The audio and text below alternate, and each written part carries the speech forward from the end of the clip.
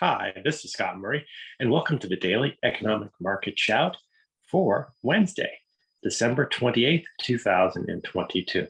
It's great having you with me here today, and today we're going to talk about the year that wasn't for commodities. What do I mean about that? Yes, we saw lumber take off early in the year.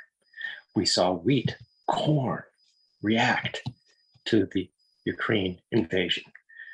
We saw oil move higher. But when we sit at the end of the year, where do we sit with these commodities?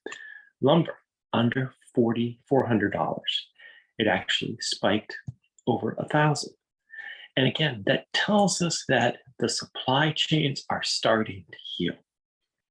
A huge issue for housing, right? We continue to see housing prices. They're dropping modestly, not many houses for sale, and there's still strong demand because jobs create household formations, and household formations mean demand for housing. And so we sit here today with still a deficit. Under 1.2 million houses for sale. We've actually want to see 1.4 million houses for sale.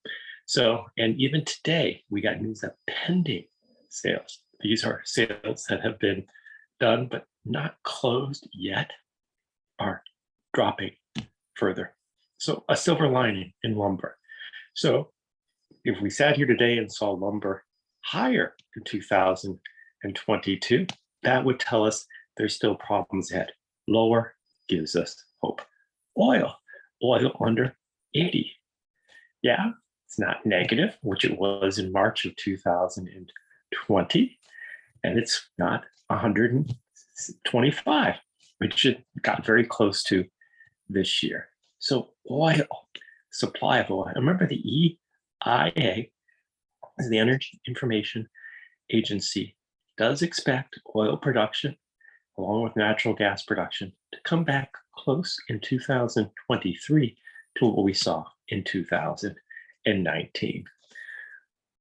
Wheat is actually lower as we sit here this year.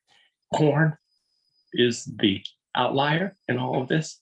We've seen strong demand for corn over this year, and it's staple, especially to the grain industry, and supplements for meat continue to be the demands there, and some supplement to the oil because of ethanol.